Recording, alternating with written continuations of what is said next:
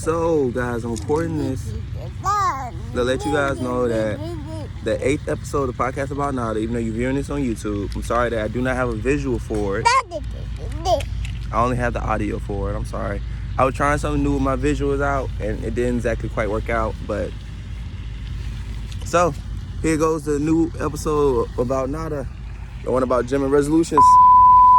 With the gym and the resolutions, the reason why this episode is so important to me is because of the fact that I just started going to the gym, to be honest with you. I don't know if you can probably see under these sweaters and stuff, but I'm not really that big of a guy, and I currently started playing pro basketball with my ABA team, the Jacksonville Giants. They've been the reigning 7-time national champions, going for 8 this year, cross the fingers.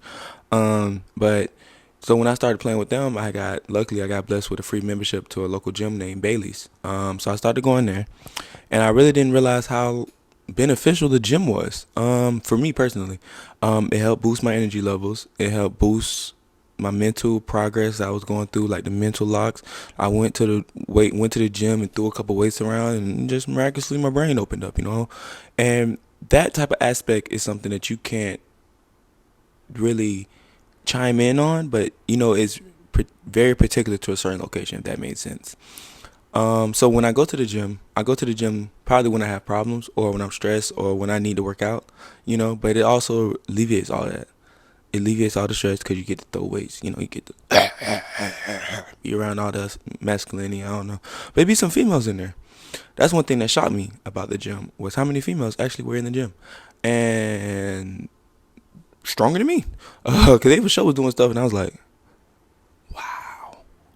wow, y'all really just did that. That's crazy. So there was plenty of moments of that. So don't just think that I'm just saying the females in the gym was shocking to me because they're females. No, it was shocking to me because I didn't realize how weak I was. And it's not because they were females, it's because literally they're a human being doing something that I can't do. So that's one reason why I was so surprised and legitimately shocked when I saw females in the gym. And another thing that kind of pissed me off was how many people be in the gym after New Year's. I never really realized how many people go to the gym after freaking New Year's. Like, I was going to the gym probably all December, right? And while I was in the gym in December, it wasn't crowded, but it wasn't ghost town, but it wasn't packed to full capacity. You can go in there, you can get on this machine, you can go on that machine. You can have your whole workout plan scheduled out. You can actually walk between machines because people actually knew that you was working on this machine. That's how empty it was. Now, I fast forward to January 1st, January 2nd, and let's just say you have to stand in the line like we was waiting at McDonald's for a fast food, for a machine. And it was just so confusing because it was like, most of the people that came in there, like, you could tell why they were in there. Like, you could tell it was resolution. Because, they was looking a little newfounded. And I'm not one of the people who going to push people away just because I want to do something more than you do. No, it was shocking to me because, how people talk about something and they talk about it. But until you actually go live it and go see it, you would never really understand what the fuck they're really talking about.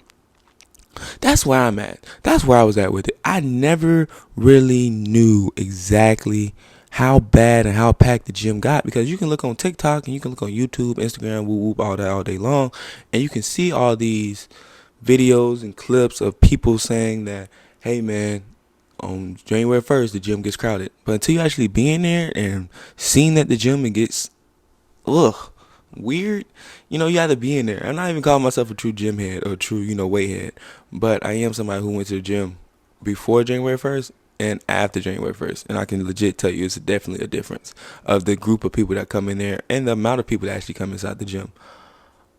So that's all I have for this segment. I'm going to dive into my next segment. Sorry, I heard my kids crying in the house, so that's what kind of threw me off just there. But I'm going to dive into my next segment right after a quick word from my sponsors. And again, thank you guys for tuning in. Aligning with the first segment, gym. The gym, losing weight, looking better, having better health, all correlates with the gym, all correlates with resolutions. The thing that I want to talk about with resolutions is the fact that a lot of people really need to have more realistic resolutions. And I'm not here to bust anybody's bubbles, because I'm a firm believer if nobody laughs at your dream, then your dream is not big enough. So what I'm saying is, when I say people need to be more realistic, is have a goal that you can reach by next week. You know what I'm saying? Like if your goal was to lose 100 pounds this year, right? I'm not going to laugh because that's your dream, that's your goal. But what I am going to say, if you're going to try to lose 100 pounds by this year, you need to try and knock out something realistic by January and February. So if you're trying to lose 100 pounds, you need to show progress by losing 5 pounds in January or 10 pounds in January and February combined, 15 combined, however you want to do it. But you got to show realistic progress to make yourself feel like that you're actually getting somewhere.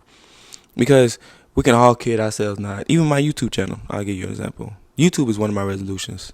YouTube is one of his resolutions. Yes, YouTube is one of my resolutions because I saw that YouTube was generating a certain amount of revenue and a certain amount of freedom, financial freedom and possibilities that other jobs can't produce.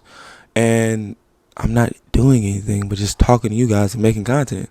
So if I can do this and get paid for it, why not? So it became one of my resolutions. And one of the most realistic goals I have is to have 50 subscribers by the end of this month. You can help change that. Yes, you. Hitting you with my lottery ticket bit. But no, for real, you have the power to change that.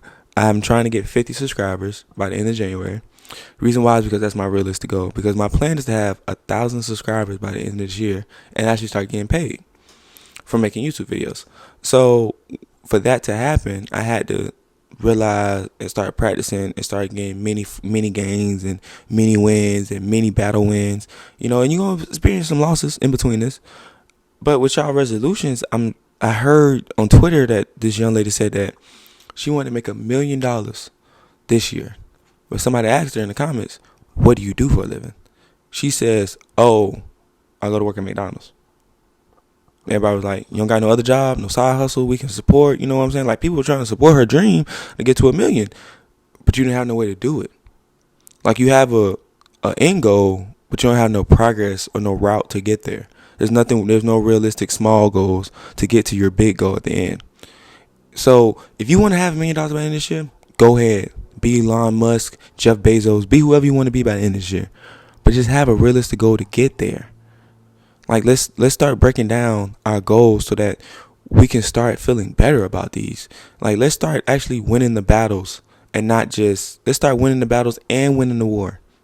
Let's start doing both. Okay, because once we win the battles, then it's become easier to win the war. So to backtrack it again, let's go back to the person that's trying to lose 100 pounds this year.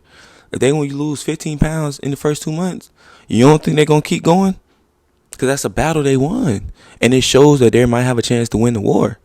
This person that's been trying to lose weight for I don't know how many years just lost 15 pounds in 2 months. That's huge to them. That's huge. Me, if I actually get 50 subscribers by the end of January, I'm going to be freaking screaming.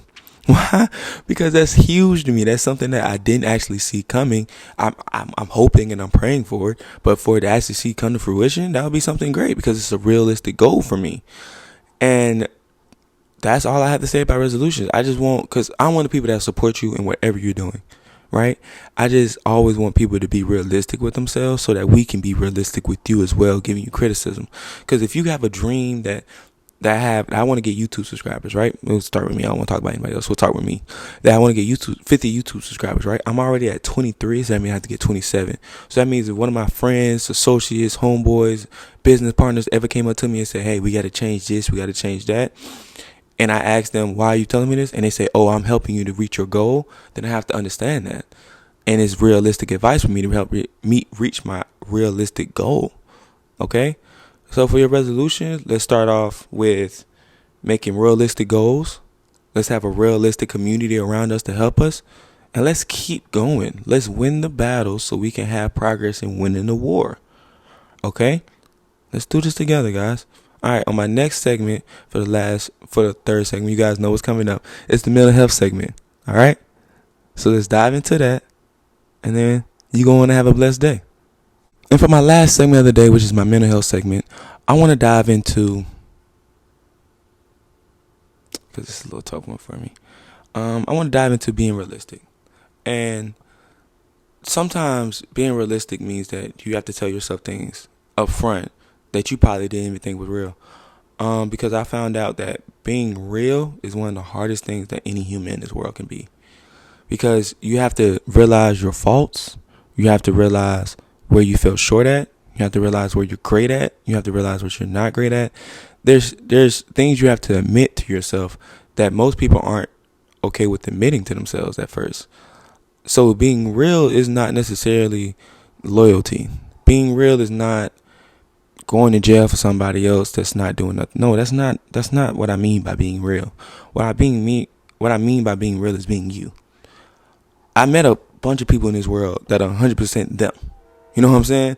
It's a bunch of people I met in this world that's 100% them. They will never change.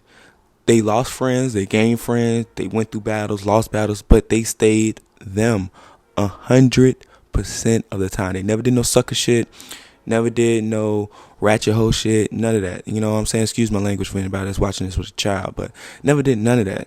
They stayed down to the principles that they were, and they stayed real. You know, and everybody's gonna be like, man, real is this, real is that. Man, real is being a man or a woman that you designed yourself to be. Okay?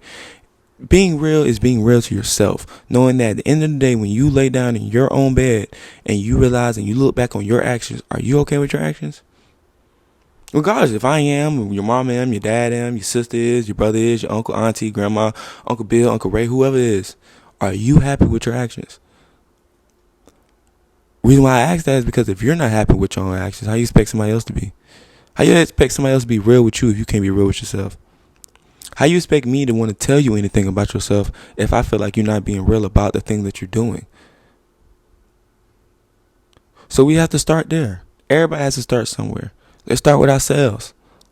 Let's start being real to ourselves. Let's start telling ourselves when we did something fake. Let's start telling ourselves when we did something bad. You knew that was bad before you did it. You knew that was good when you was doing it. So let's just start being real to ourselves. We know what we need to do. We know what we need to do. Let's stop acting like we don't. Let's stop acting like we don't know how to be real with ourselves. We got this. I got faith in you because you got faith in me. This is the podcast about nada. Remember, nothing is still something. I love you, and I hope you have a great day.